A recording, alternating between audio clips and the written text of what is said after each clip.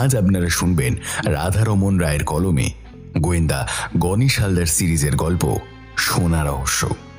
আজকের গল্পটি শ্রোতাদের শোনার সুবিধার্থে আমরা কিছুটা পরিবর্তন করে নিয়েছি। আজকের গল্প পাঠে রয়েছে দেবাঞ্জন, গল্পের সূত্রধর আমি দীপম, গোয়েন্দা গণেশ হালদারের চরিত্রে অভিক এবং অন্যান্য চরিত্রে সৌম্য, দিব্যেন্দু ও সায়ন্তন। প্রযোজনা ও পর্ব পরিচালনায় দিব্যেন্দু গোস্বামী, গল্প ভাবনা ও গ্রাফিক্সে দেবদত্ত এবং সম্পাদনায় এফডি প্রোডাকশনস। শুনতে থাকুন আজকের গল্প গোয়েন্দা গণেশ হালদার ও সোনা রহস্য।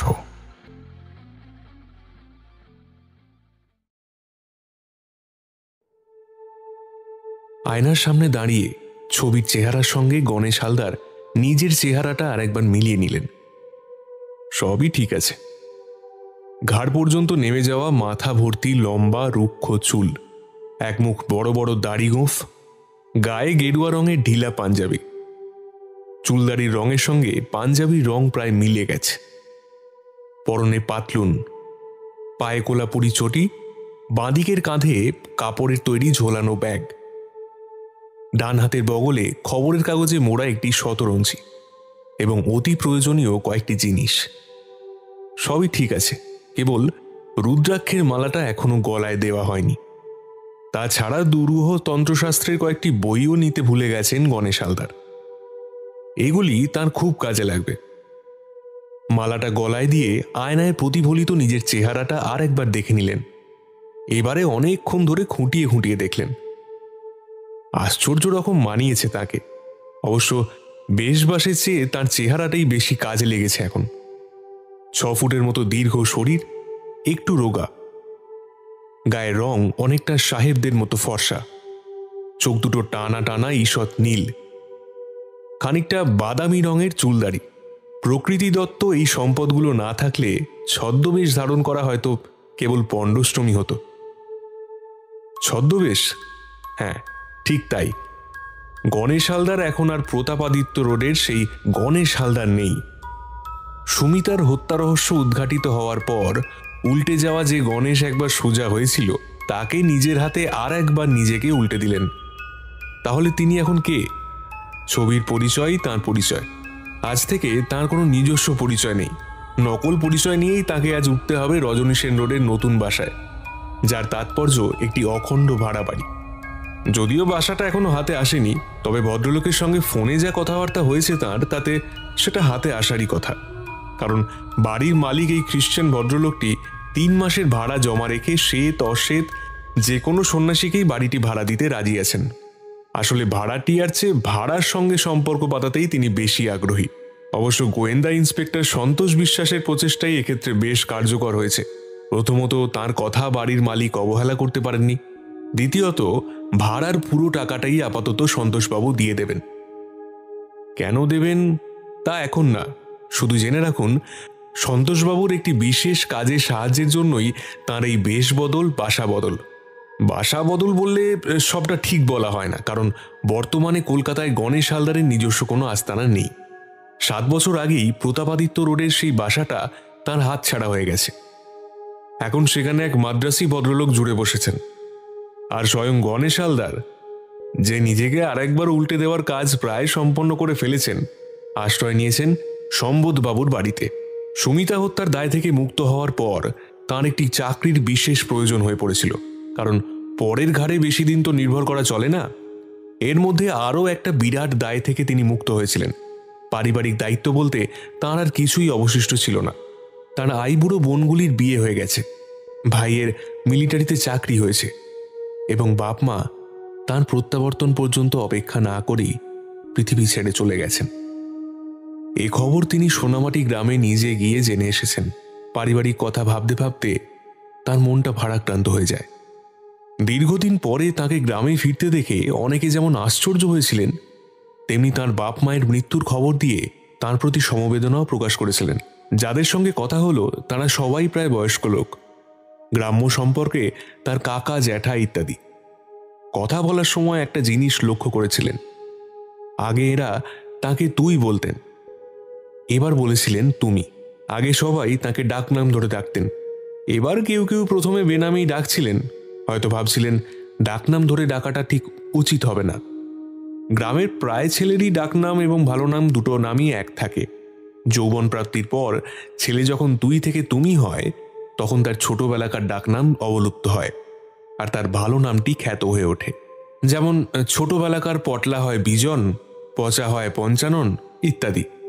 বোধহয় তাঁর গণেশ নামটি তাদের কাছে অজ্ঞাত থাকায় তারা তাঁকে সাহেব বলেই ডেকেছিলেন। সাহেব তাঁর ছোটবেলার ডাকনাম, নামকরণ করেছিলেন ঠাকুমা। উদ্দেশ্যটা ছিল হয়তো তামাশা। এখন যদি তিনি বেঁচে থাকতেন তাহলে হয়তো বুঝতে পারতেন নামের সঙ্গে ব্যক্তির সামঞ্জস্য কেমন অপূর্ব হয়ে উঠছে। বলা বাহুল্য, ব্যক্তির সঙ্গে নামের সামঞ্জস্য প্রায় থাকেই না। কানা ছেলের নাম পদ্মলোচন রাখা না হলেও কৃষ্ণাঙ্গ ছেলের নাম প্রায়ই গৌরাঙ্গ শোনা যায়। এই কলকাতায় যদিও কেউ তার সাহেব নামটি জানে না, কিন্তু তার চেহারা দেখে অনেকে পরোক্ষভাবে তাকে সাহেব বলে মন্তব্য করেছে। তন্ত্রশাস্ত্রের বই কটি ব্যাগে ভরে নিলেন গোয়েন্দা গণেশ হালদার। আপাতত এগুলিতেই তার চলবে। তাছাড়া বাড়ি ভাড়া নেওয়ার আগেই সংসারটাকে সঙ্গে করে নিয়ে যাওয়া চলে না। সন্তোষবাবু বলেছেন আজকের রাতের মধ্যেই তার অত্যন্ত প্রয়োজনীয় জিনিসগুলি দিয়ে আসবেন এবং একটি লোকও দেবেন যে জুতো সেলাই থেকে চণ্ডীপাঠ পর্যন্ত সব কাজেই তাকে সাহায্য করবে। মনে মনে নিজের নামটি এবার স্মরণ করে নিলেন গণেশ হালদার। না, গণেশ হালদার নয়, উইলসন উড্রো। এই নামটি সন্তোষবাবুর খুব পছন্দ হয়েছে। অবশ্য গণেশ হালদার নিজেই এটি ডিকশনারি থেকে বেছে নিয়েছেন। যে ব্যক্তির কাছ থেকে নামটি ধার করেছেন তিনি 1856 থেকে 1924 সনের লোক। যে সে লোক ছিলেন না, তিনি আমেরিকা যুক্তরাষ্ট্রের প্রেসিডেন্ট ছিলেন। প্রথম মহাযুদ্ধের সময় ইনি শান্তির দূত রূপে খ্যাতি লাভ করেন। অবশ্য গণেশ হালদার নিজেও খুব শান্তিপ্রিয়, আর কোনো একটি অশান্তির মূলোচ্ছেদের জন্যই তার এই নবরূপ। বাসা ঠিক করতে বেশি বেগ পেতে হলো না তাকে। এদিক ওদিক নানা দিক ঘুরে একটু রাত করে রজনী সেন রোডের বাসায় আশ্রয় নিলেন লেকের কাছেই। অথচ শ্যামাপ্রসাদ মুখার্জি রোডের প্রায় ওপরেই, ঠিক যেখানে দেশপ্রাণ প্রাইমারি স্কুলটি আছে তার উল্টো দিকে তার বাসা। রাস্তার ওপরেই সম্পূর্ণ পৃথক একটি দোতলা বাড়ি। প্রতিবেশীদের সবাই প্রায় অবাঙালি। সন্তোষবাবু নিজেই দেখে শুনে এই অঞ্চলটা তার জন্য নির্দিষ্ট করে দিয়েছেন। তিনি বলেছিলেন এদিকটায় শুধু যে অবাঙালিরা বাস করে তাই নয়, বেশ কয়েকজন অভারতীয় ব্যক্তিও থাকেন। এই অভারতীয়দের মধ্যে কিছু আছেন আমেরিকান, কিছু আছেন ইউরোপিয়ান। অবশ্য এরা সবাই প্রবাসী, কলকাতায় চাকরি করেন। তাছাড়া আছেন কিছু মিশ্রিত ব্যক্তি যাদের বলা হয় অ্যাংলো ইন্ডিয়ান। চৌরঙ্গি এলাকা ছাড়া দক্ষিণ কলকাতার এই অঞ্চলটা এইসব লোকেরা বসবাসের জন্য বেছে নিচ্ছেন। সন্তোষবাবু আরও বলেছিলেন হিপি সম্প্রদায়ের কিছু লোকও তার বাসার কাছাকাছি আড্ডা গেড়ে আছেন। গণেশ হালদার বাসায় পৌঁছানোর ঘণ্টা তিনেকের মধ্যে সন্তোষবাবু নিজে গাড়িতে করে তার অন্যান্য প্রয়োজনীয় জিনিসগুলো দিয়ে গেলেন। সেই সঙ্গে কয়েকটি নির্দেশও দিয়ে গেলেন, যেমন খবরের কাগজ থেকে কেটে নেওয়া যে ছবির জীবন্ত আকার তিনি ধারণ করেছেন তার নামটি তাকে প্রতিদিন জপ করতে হবে। তার আসল নাম যে উইলসন উড্রো নয় তা যথা সময় প্রকাশ করতে হবে ইত্যাদি। আরেকটি দামি কথা তিনি বলেছেন, তার জন্য নির্দিষ্ট করা একটি প্রাইভেট কার সব সময় নিকটস্থ পেট্রোল পাম্পে রেডি থাকবে। পাঞ্জাবি ড্রাইভারের মাথায় থাকবে লাল পাগড়ি বাঁধা। এই ট্যাক্সি ছাড়া অন্য কোনো যানবাহনে ওঠা তার নিষেধ।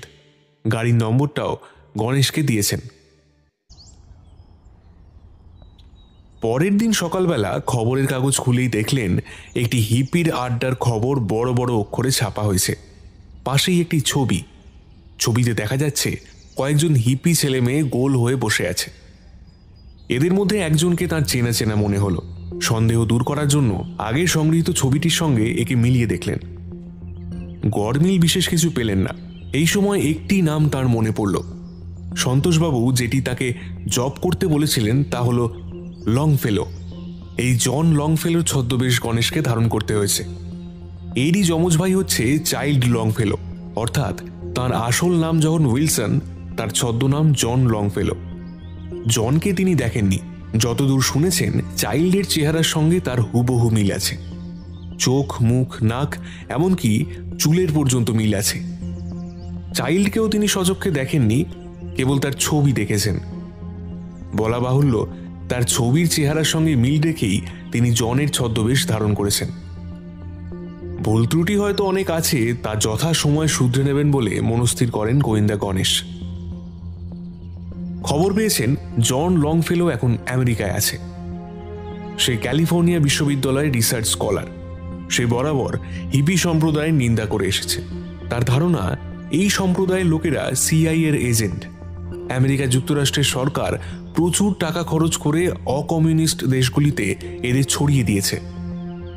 একবার একটি সাময়িক পত্রিকায় হিপ্পিদের নিন্দা করে জন একটি প্রবন্ধ লিখেছিলেন।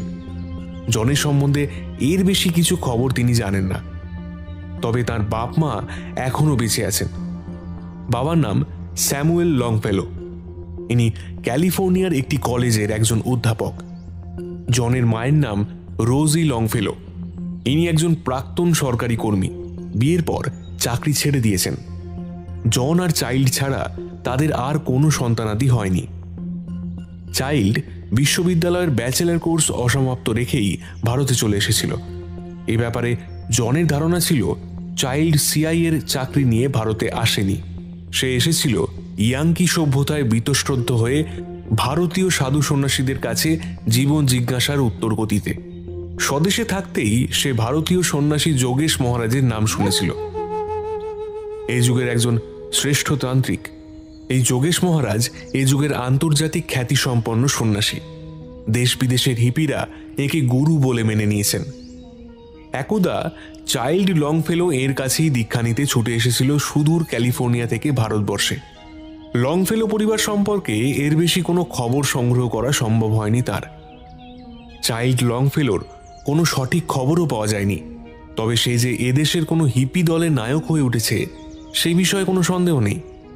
পুলিশের ধারণা সে এখন পশ্চিমবঙ্গে আছে এবং খবরের কাগজে ছাপা একটি বিশেষ ছবি চাইল্ডের ছবি। আরেকটি বিশেষ তাৎপর্যপূর্ণ খবর এই যে যোগেশ মহারাজ তার কাশীধামের আখড়া ছেড়ে কলকাতায় এসে নতুন আড্ডা তৈরি করেছেন। কেওড়াতলার রাজার ঘাটে একেবারে আদি গঙ্গার ধার ঘেঁষে তৈরি করা হয়েছে একটি ছোট্ট কুঁড়ে ঘর। হিপিদের এখানে ঘন ঘন যাতায়াত করতে দেখা যায়। গুরুর কাছে দীক্ষা নেওয়ার পর তারা নানা রকম কৃচ্ছ সাধনের দ্বারা যোগাভ্যাস করে। পুলিশ এই আড্ডাটির উপর বিশেষ নজর রেখেছে। খবরের কাগজটায় আবার চোখ বোলালাম। ছবির নিচেতেই হিপি আড্ডার একটি সংক্ষিপ্ত খবর বেরিয়েছে। তা হলো রানাঘাটে হিপিদের একটি আড্ডা গড়ে উঠেছে।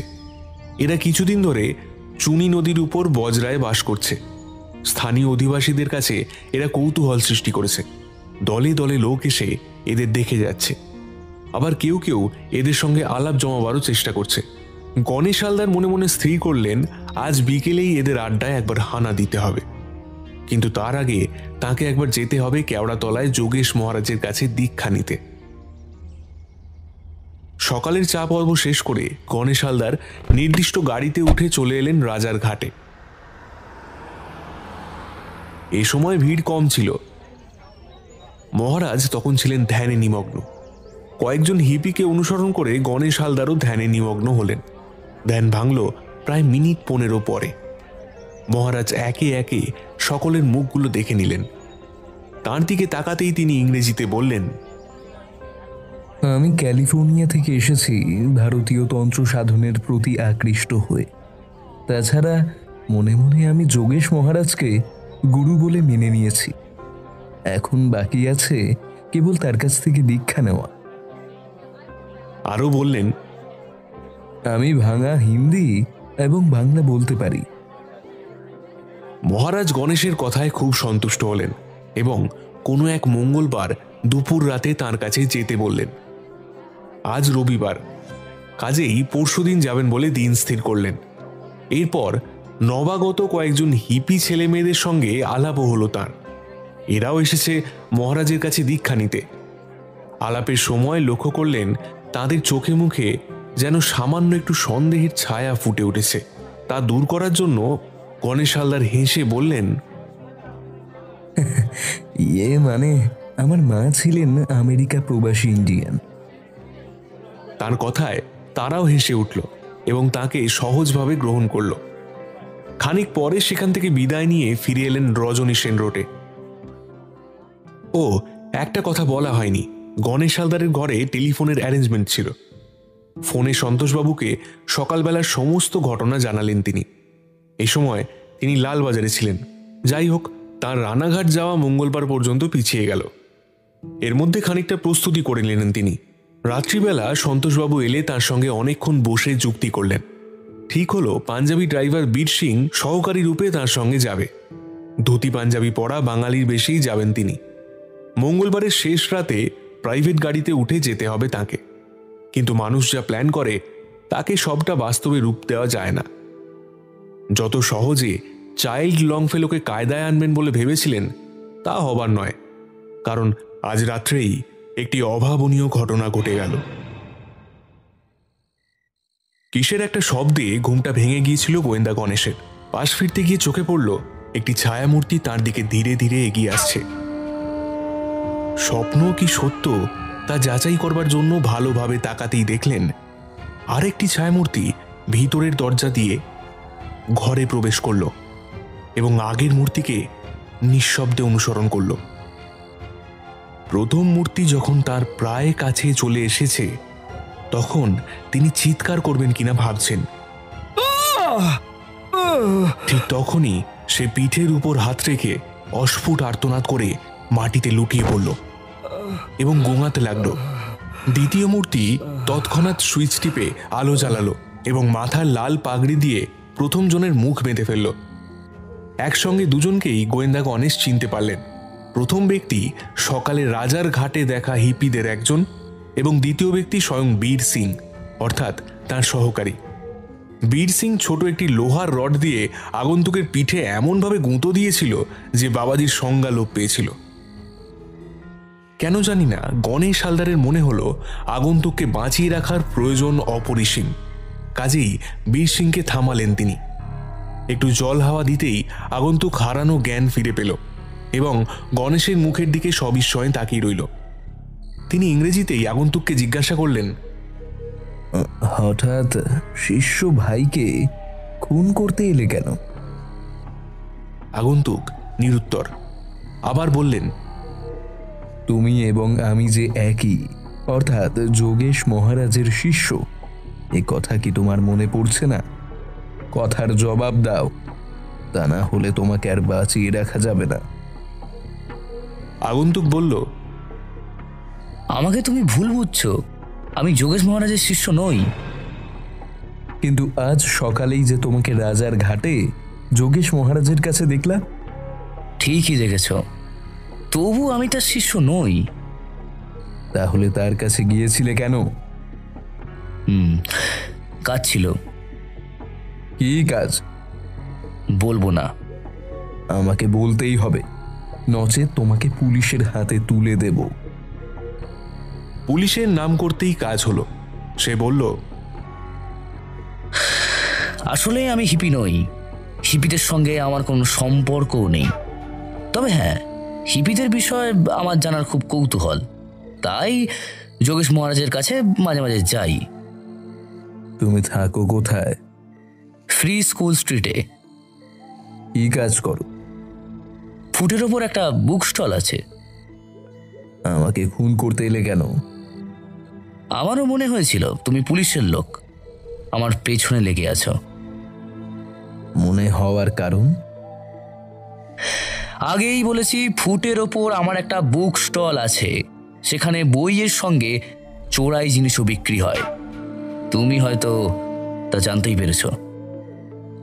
আমাকে কোনোদিন ফ্রি স্কুল স্ট্রিটে দেখেছো? দেখেছি, তুমি আমার কাছ থেকে গত মাসে অনেক বই আর কিছু চোরাই জিনিস কিনেছো, আর কথা দিয়েছো প্রতি মাসে 1000 টাকার বই আর চোরাই জিনিস কিনবে। একটু থেমে সে আবার বলল, তোমারই নাম চাইল্ড লংফেলো তো? আমার নাম থাক, তোমার নামটা বলো। Oliver Jose. গোয়েন্দা গণেশ হালদার একটু ভেবে নিয়ে বললেন, আমার নাম জন লংফেলো। আমি ক্যালিফোর্নিয়ার অধিবাসী। চাইল্ড লংফেলো আমার ভাই, বহুদিন যাবৎ নিরুদ্দেশ। শুনেছি সে ইন্ডিয়াতে আছে, আমি তারই খোঁজে এখানে এসেছি। কাজেই তুমি আমাকে ভুল ভেবেছ। যাই হোক, চাইল্ডকে খোঁজার কাজে যদি তুমি আমাকে সাহায্য করো, উপযুক্ত পারিশ্রমিক দেব, আর পুলিশের হাতেও তোমাকে দেব না। অবশ্য চোরাই জিনিস বিক্রি করাটা বন্ধ করতে হবে। আমার প্রস্তাবটা ভেবে দেখো। জোসেফ কয়েক মিনিট গুম হয়ে বসে রইল।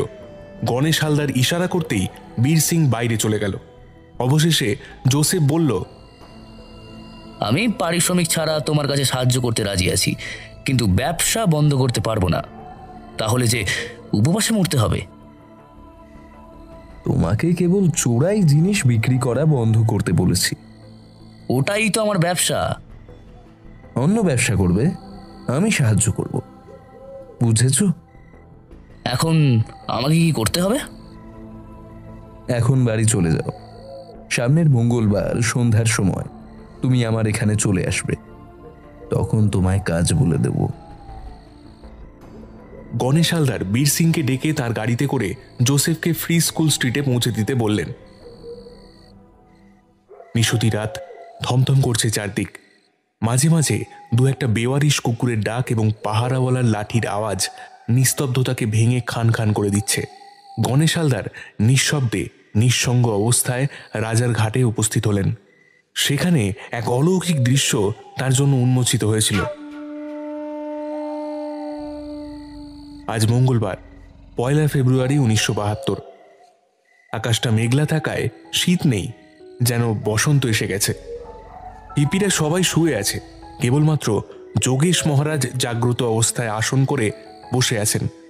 গণেশকে দেখেই যোগেশ মহারাজ বললেন, এসো জন, এসো, আমার সামনে বসো। গণেশ হালদার থুরি জন বসলেন, কোনো কথা বললেন না। ইনি তার জন নামটি মনে রেখেছেন দেখে কেবল বিস্মিত হলেন। তোমাকে আজ দীক্ষা দেব বলেছিলাম। এখন যা বলি মন দিয়ে শোনো, কারণ এটাই হচ্ছে তোমার দীক্ষা মন্ত্র। 1 নম্বর, বাঁধা ধরা ভাবে কোথাও বাস করবে না। 2 নম্বর, অন্য লোকের ক্ষতি না করে কিংবা দেশের আইন ভঙ্গ না করে যা খুশি করতে পারো। আর 3 নম্বর হলো নিজে শান্তিতে থাকবে এবং অপরকেও শান্তিতে থাকতে সাহায্য করবে। এই হলো দীক্ষা। গোয়েন্দা গণেশ ভূমিষ্ঠ হয়ে তাকে প্রণাম করলেন এবং মাঝে মাঝে তাকে দর্শন করার ইচ্ছা জানিয়ে বিদায় নিলেন। গণেশ হালদারের বাড়িতে তখন অলিভার জোসেফ এবং বীর সিং অপেক্ষা করছিল, কারণ আজ ভোরেই তাদের রানাঘাটে রওনা হওয়ার কথা। রানাঘাট পৌঁছতে সকাল 6টা বেজে গেল।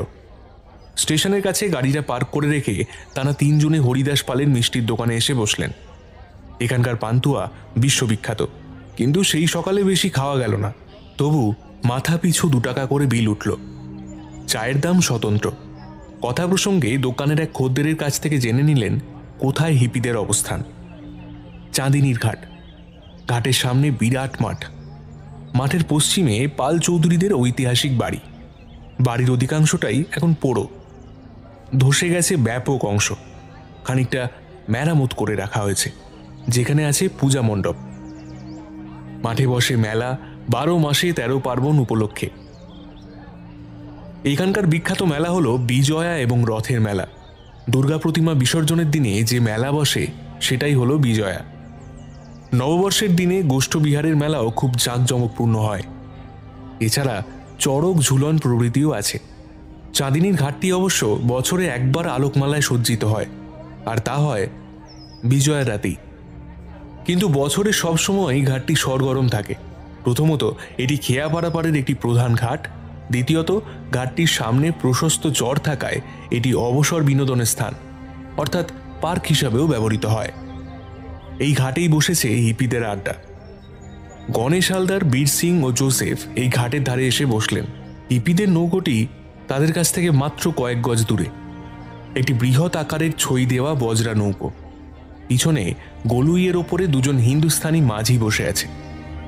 ছইয়ের ওপরে বসে আছে কয়েকজন হিপি। ওরা রোদ পোয়াচ্ছে, সঙ্গে ধূমপানও করছে, কারণ একটি ছোট কোলকে মাঝে মাঝে হাত বদল হয়ে বৃত্তাকারে ঘুরছে। এখানে আসার পরিশ্রম যে আংশিকভাবেও সার্থক হয়েছে এটা ভেবে খুবই আশান্বিত হলেন গোয়েন্দা গণেশ হালদার। তার সঙ্গে দু একজন হিপির চোকাচোকি হলো। ওরা তাদের দেখে সম্ভবত নিজেদের মধ্যে কথাবার্তা বলছে।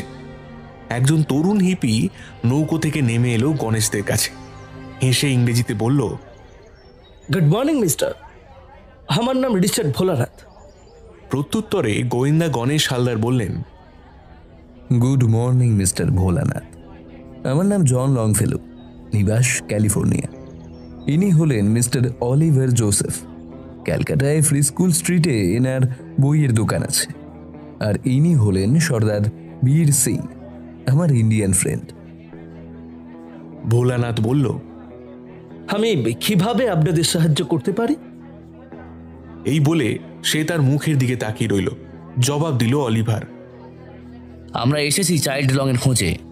মিস্টার জন হচ্ছেন তার এল্ডার ব্রাদার। হতে পারে এল্ডার ব্রাদার, কিন্তু আমাদের হিপি সমাজে রক্তের সম্পর্ক অবাঞ্ছর। তাছাড়া চাইল্ড সকালবেলা কারোর সাথে দেখা করে না। আপনারা রাত্রিবেলা মানে 11টার পর আসবেন। অন্য কোনো প্রয়োজন থাকলে আমাকে বলতে পারেন। গোয়েন্দা গণেশ বললেন, না, আর কোনো দরকার নেই, ধন্যবাদ। আমরা রাত্রিবেলাতেই আসব। বিদায় এখনকার মতো। এই বলে তারা উঠে পড়লেন। লোক মারফত সারাদিন নৌকোটির ওপর নজর রেখেছিলেন গোয়েন্দা গণেশ। রাত 8টা পর্যন্ত সব ঠিকঠাকই ছিল। 8টায় গণেশদের কাছে খবর পৌঁছে দিয়ে লোকটি, অর্থাৎ যে লোকটি এতক্ষণ নজরদারি করছিল ঘাটে, সে গিয়ে দেখে নৌকো নেই, কোনো হিপিরও পাত্তা নেই। কিন্তু নৌকোটা গেল কোন দিকে?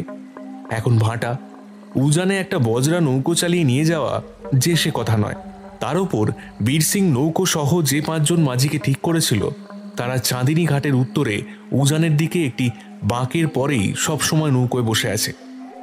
যদি হিপিদের নৌকোটিকে ওদিকে যেতে দেখে তাহলে নিশ্চয়ই খবর দিতে আসবে, কারণ সেরকমই কথাবার্তা বলেছেন গণেশ হালদার। ঘাট থেকে বড়বাজারে তাদের এই ঠিকে বাসায় যাতায়াতে বড়জোর 10 মিনিট সময় লাগে। এরই মধ্যে বজরাটি ছেড়ে গেছে। বীর সিংকে তাদের নৌকোটিকে চাঁদিনীর ঘাটে নিয়ে আসার নির্দেশ দিয়ে গণেশ হালদার এবং অলিভার এগিয়ে গেলেন ঘাটের দিকে। যে লোকটির ওপর ভার দেওয়া ছিল নৌকোটির ওপর নজর রাখার, সেও তাদের সাথে চলল। বীর সিং যে নৌকোটি ভাড়া করেছিল সেটি একটি ডিঙি নৌকো। গণেশ হালদাররা ঘাটে পৌঁছানোর মিনিট 5 পরেই নৌকোটি এসে ঘাটে লাগলো। কোন দিকে যেতে হবে গণেশ আগেই সিদ্ধান্ত নিয়েছিলেন। সবাই একমত হয়ে ভাটার টানে নৌকো ছেড়ে দেওয়া হলো। বইটা ঝপঝপ করে পড়তে লাগলো জলে। নৌকো ছুটে চলল তীর বেগে দক্ষিণ মুখে। দেখতে দেখতে তারা ছোট বাজার ঘাট, রিভার ব্রিজ, রাজদার শ্মশান ঘাট, সাহেব বাগান পার হয়ে আমুলিয়ার বাঁকে চলে এলেন। কিন্তু হিপিদের বজরার কোনো পাত্তা পেলেন না। বীর সিং এর হাতে ছিল একটি 5 ব্যাটারি টর্চ। সার্চ লাইটের মতো তার আলো পড়তে লাগলো দূরে কালো জলের ওপর, তীরবর্তী গাছপালার ওপর। নদীর পাশাপাশি যদি পাকা রাস্তা থাকতো তাহলে গাড়িটি আনা যেত। বাধ্য হয়ে সেটি রানাঘাট থানায় রেখে আসতে হয়েছে গোয়েন্দা গণেশকে। থানার বড়বাবু গোপাল দাস তাদের সঙ্গে 2-1 কনস্টেবল দিতে চেয়েছিলেন, কিন্তু গণেশ তাতে রাজি হননি, কারণ বীর সিং এর ওপর তার যথেষ্ট ভরসা আছে। তাছাড়া আগ্নেয়াস্ত্র তো সঙ্গেই আছে। আমুলিয়ার বাঁকটা পার হতেই ডান হাতে অর্থাৎ চূর্ণির পশ্চিম পাড়ে একটি ছায়া ঘন অতি বৃদ্ধ বটগাছ। টর্চের আলোয় দেখা গেল বটগাছের নিচে হিপিদের নৌকোটি ভেড়ানো আছে। গোয়েন্দা গণেশ বীর সিংকে টর্চ জ্বালতে বারণ করে দিলেন এবং মাঝিদের নির্দেশ দিলেন তাদের ডিঙিটি বজরার পাশে ভিড়াতে। তাদের সাড়া পেয়ে হিপিদের নৌকোর কেউ একজন হুইসেল বাজালো। প্রায় সঙ্গে সঙ্গে একটি টর্চের তীব্র আলো এসে গণেশ হালদারদের ওপর পড়ল। তিনি ইংরেজিতে চেঁচিয়ে বললেন, ভয় নেই, আমরা পুলিশের লোক নই। আমাদের সম্পর্কে তোমরা সম্পূর্ণ নির্ভাবনায় থাকতে পারো। বজরার ওপর থেকে একটা বাঁচখাই গলা ভেসে এলো। তোমরা কারা?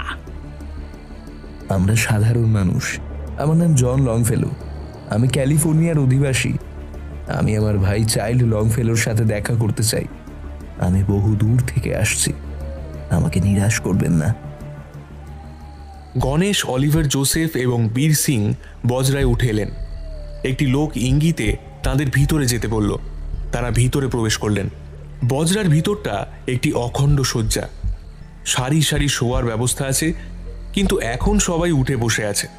মাঝখানে একটি হ্যাজার জ্বলছে। চাইল্ড লংফেলোকে চিনতে কোনো অসুবিধা হলো না গোয়েন্দা গণেশ হালদারের। ফটো দেখে দেখে তার মুখের গঠনটা প্রায় মুখস্থই করে ফেলেছিলেন তিনি।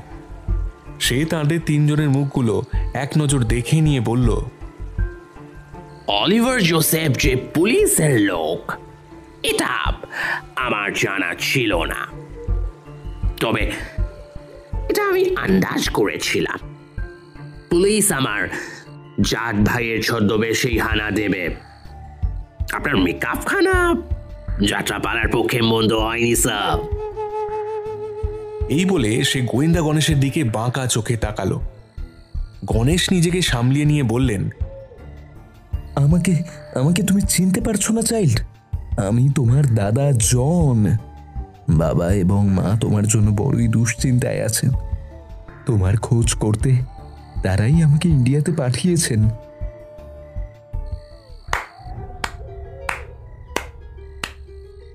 Wow! Outstanding! Outstanding! What acting! What a... child হাততালি দিয়ে উঠল। পরক্ষণেই একটি রিভলভার বার করে গণেশ হালদারের মাথার দিকে তাক করে ধরে দৃঢ় কণ্ঠে বলল, তোর আসল পরিচয় বল, নইলে তোর মাথা খুলি উড়িয়ে দেব। Speak out. আমি 3 অব্দি গুনব। 3, 2, 1। বীর সিং অসহিষ্ণু হয়ে উঠেছিল। চোখের ইশারায় তাকে থামিয়ে দিয়ে গণেশ হালদার বলে উঠলেন, আমার আসল নাম উইলসন উড্রো। নাইস। দেশ কোথায়? আমেরিকায়। ওকে, আমার পিছনে কেন লেগেছিস? দলে ভেড়ার জন্যে। চাইল্ড অন্যমনস্ক হতেই গণেশ খপ করে তার হাত থেকে রিভলভারটা কেড়ে নিলেন এবং তার দলবলকে উপরে হাত তুলতে বললেন। বীর সিং সকলের বডি সার্চ করে অস্ত্রশস্ত্র বার করে নিল এবং পকেট থেকে তার নিজের পিস্তলটি বার করে ওদের দিকে ঘোরাতে লাগলো। গোয়েন্দা গণেশ হালদার চাইল্ডের চোখে চোখ রেখে বললেন, চোরাই জিনিসপত্র কোথায় রেখেছিস? চোরাই জিনিস? হোয়াট চোরাই জিনিস? হ্যাঁ, চোরাই জিনিস। আমি খোঁজ নিয়ে জেনেছি প্রায় 1.5 কোটি টাকার চোরাই সোনা তোর নৌকায় আছে। হ্যাঁ, মিথ্যে কথা। মিথ্যে কথা? বীর সিং, নৌকোর গলুইতে যে শিকলটি বাঁধা আছে সেটা জল থেকে তোলো। চাইল্ড এবং তার দলবল চঞ্চল হয়ে উঠল। বীর সিং একটি প্রকাণ্ড নোঙর টেনে তুলল। জোসেফ অলিভার অবাক হয়ে গণেশ হালদারের কাজকর্ম দেখছিল। লোহার নোঙরটি অতি কষ্টে টেনে তুলে বীর সিং বেশ হতাশ হয়ে পড়ল। নৌকোটি ভাটার টানে দক্ষিণ মুখে ভেসে চলল। চাইল্ড অনেকটা বিজয়ীর ভঙ্গিতে কাষ্ঠ হাসি হেসে বলল,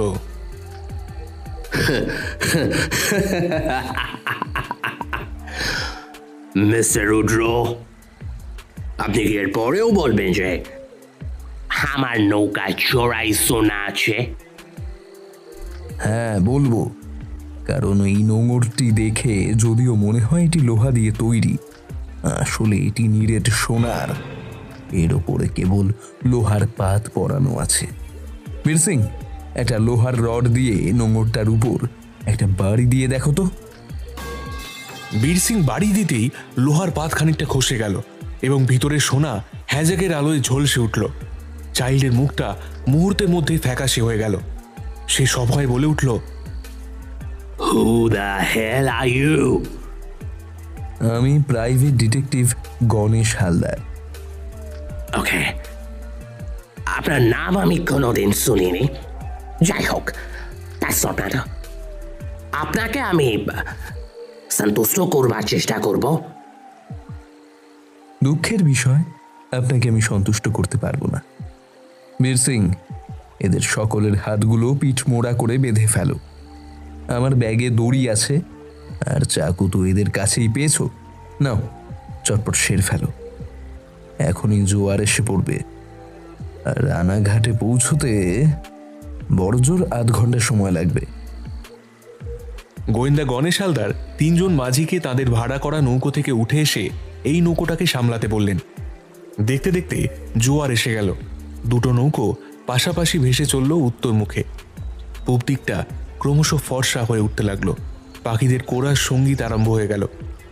জোসেফ অলিভার গোয়েন্দা গণেশ হালদারকে বলল, আপনি যে বাঙালি এখনো তা বুঝতে কষ্ট হচ্ছে। গণেশ মৃদু হেসে বললেন, চোরাই জিনিস বিক্রি করতে তোমার কষ্ট হয় না? আমাকে একবার সুযোগ দিন, আমি আমি আর ওসব বিক্রি করব না। কিন্তু তোমাকে এই সমস্ত চোরাই জিনিস পুলিশের কাছে জমা দিতে হবে। জো হুকুম।